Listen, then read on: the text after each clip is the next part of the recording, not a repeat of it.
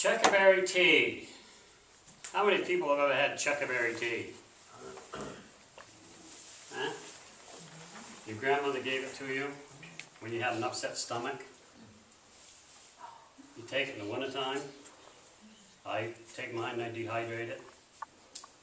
And I save it in January and February when you can't find them. And I have checkerberry tea. I'll pass that back. Is there another name for checkerberry? Wintergreen. Yeah. Wintergreen. Called wintergreen, called mountain tea, or checkerberry tea. They're all the same thing. And that's the leaves, not the berries. You can eat the leaves and the berries. You take and steep them. When you make tea, you don't boil tea, you steep tea. So you boil your water, and you put your leaves in it, and you steep them, and then you strain your leaves out and drink it, and get your vitamins. Do the leaves need to be dried?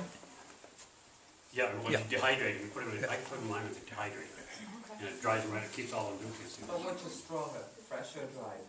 The Pardon? flavor, stronger, is it fresh or dried? You use more or less? It's stronger fresh. Dried, you don't get that. It goes about half the flavor. But during the wintertime, it tastes pretty good. And you get the vitamins that go with it.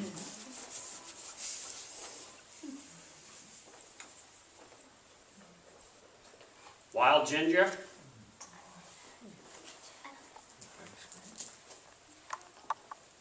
Ginger root. You can drink ginger, but you don't want to take a lot of ginger. I mean, a ginger tea is fine. But ginger root, when you grind it, and I do a lot of dehydrating. I dehydrate a lot of food. Squash, I'll cook it and freeze it. Some I'll dehydrate, cut it in little strips, and then during the wintertime, put it right into a soup so that you can take, and you make a quick soup and it rehydrates all, as you cook it. And your bees. Do you ever find your bees around your ginger plants? I haven't got the ginger. You do? Oh. Guess I haven't looked. A tiny, tiny, tiny, tiny little flower on it. And the bees will go for that. Yeah. I know they like the dandelion early in the season. Oh, yeah. It's a good source of nectar. They'll take the dandelion. It's good because it's calmative, because you can take it, relax, but you don't want to drink too much of it. I mean, it's rough. It's like eating a lot of peppermint. It's rough on your stomach. Is that ginger related to the gingers that we use, that we buy in the store, the ginger root? Is it a relative or is it? That's a commercial ginger Right. that you're buying in the store. Yeah. This is wild ginger. I know, The roots are smaller. Are they at all related? Oh yeah. Well, the commercial stuff has been hybridized or something. Yeah. This is all wild. Different family. Yeah. Okay. Where does wild ginger grow? Particularly, Well, I happen to find this growing in the field. this field Yes. out here. Huh? No, we don't have any growing here. Okay. We have planted some down in Medicine Woods. It needs water, a lot of water. So, once you run across it, you usually are going to find it like on the edge of a swamp or something like that where you get a lot of water. And if you look around your property, you're going to find a thing growing. Looks like it's a long, long weed, and out of the side of it comes a little stem. And it's called soft brush. And where you find that, it means that there's water close by. You'll only have that little stem coming out the side of it. So if you look, you find that, got water nearby, that's when we want to start looking for the ginger. Because there's an underground stream in here someplace.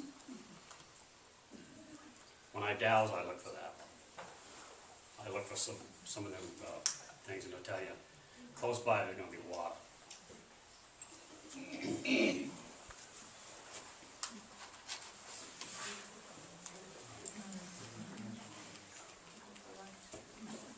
Beech nut, another trade, Mother Nature. She's giving us more food. This is a nut with inside of a nut. Inside of this is a little triangular shaped nut. It's black, that's edible. And medicinally, it's used to expel worms.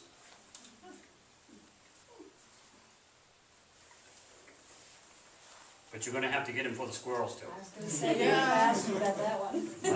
I watch that tree close.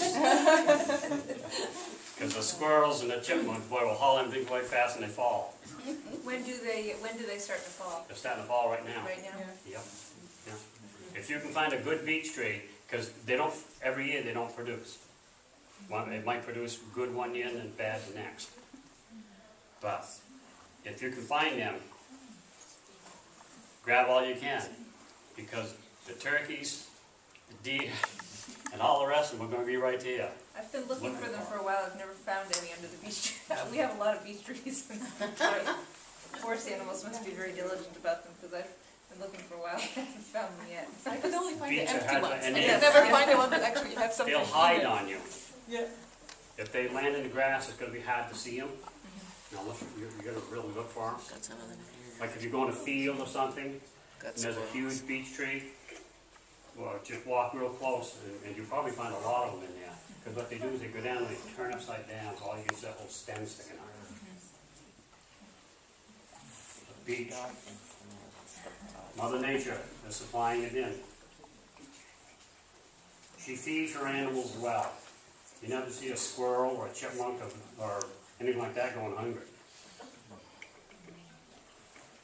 So those little insides you eat just like nuts? The inside of it, that little black one, you beat that like a nut.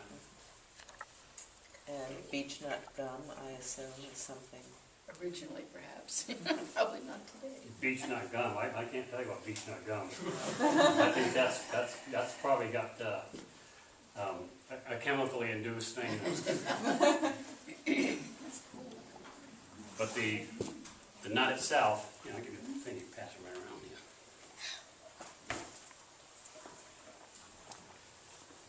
The nut itself, when you get out and you find these, mark your tree.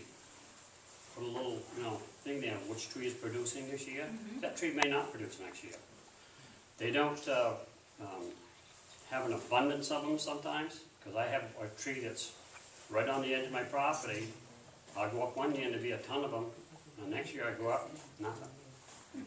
So, it could be, it could be the soil, it could be the weather, it could be anything. So I don't know. you can eat the beech nuts just for eating, I mean, not necessarily just medicinally. Yeah, you can eat the beech nut. Yeah, it was a staple food. Okay. It's a staple. They gather them as a food.